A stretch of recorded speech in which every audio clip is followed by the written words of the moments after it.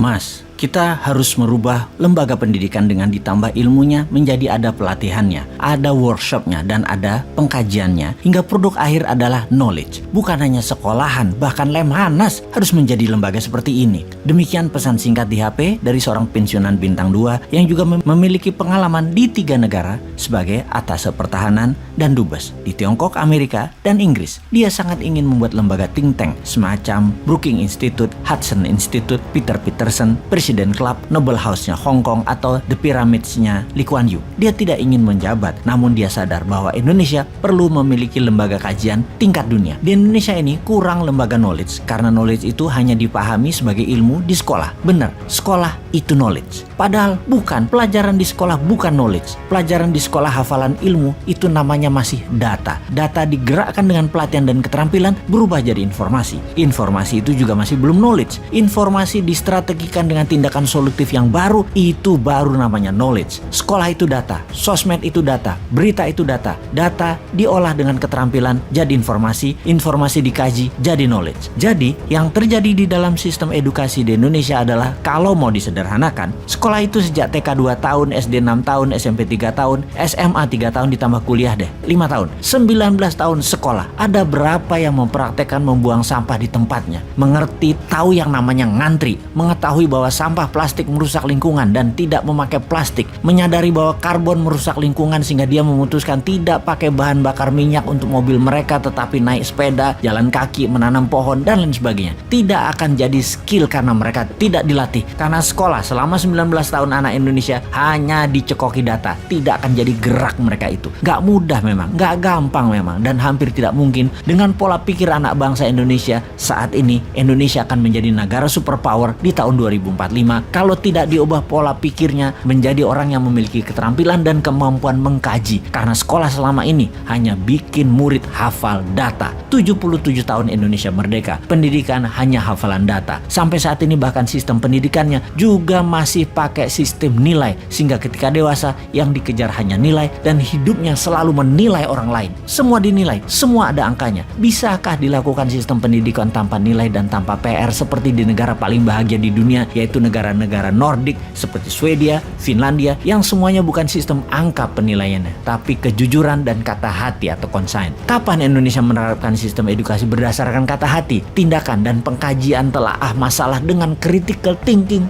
berilmu? Harus new mind memang yang bertindak nih. Kita buktikan sekarang. Kita melihat sisi pejabat yang sedang berkuasa. Lebih gampang melihat tindak tanduk perilaku mereka karena mereka adalah yang membuat rakyat seperti saat ini, yaitu apatis, tak berhati, dan tidak kritis solutif. Itu ya karena regulasi yang pejabat buat, karena kebijakan yang pejabat buat, dan karena contoh perilaku pejabat-pejabatnya yang didiamkan walau menyalahgunakan jabatan. Seharusnya dalam manusia yang berkesadaran tinggi, kalau salah ya minta maaf atau mundur. Budaya malu tidak ada saat ini, sehingga tidak pernah ada pejabat yang berkuasa minta maaf walaupun salah telak-telak. Di sisi lain, kaum oposisi deh, kalau mengkritik tidak memberi solusi, kalau beda pendapat baperan, mendendam dengan akan membalas nanti ketika berkuasa. Keluhuran budi seperti saat ini mungkin terendah dalam peradaban berbangsa di Indonesia sekarang ini. Keinginan berkuasa dan menumpuk harta masih ada dan tidak berubah selama lebih dari 400 tahun, walau harus melacur diri, menjual harga diri demi harta dan tahta. Belanda dulu tuh ya berkuasa lama karena inlander berkhianat melayani yang punya kuasa dan yang punya harta, dan kali itu penguasanya adalah penjajah Belanda. Lama inlander pejabat ini yang menekan rakyat sesungguhnya. Sungguh bukan Belanda yang menekan rakyat. Orang Belanda mah sedikit di tanah air kita, yang banyak para abdi dalam, penjajah, penjilat yang diberi jabatan, yang memeras rakyatnya sendiri untuk kepentingan Belanda.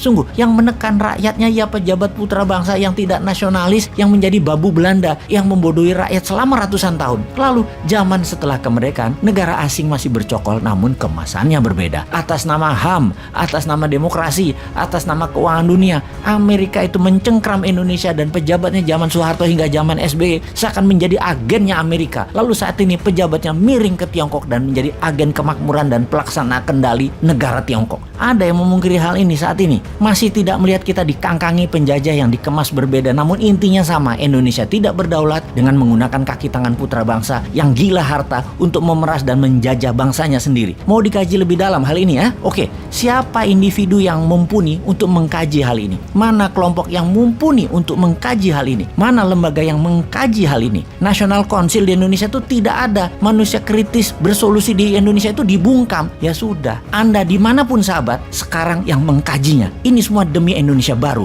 demi New Mind.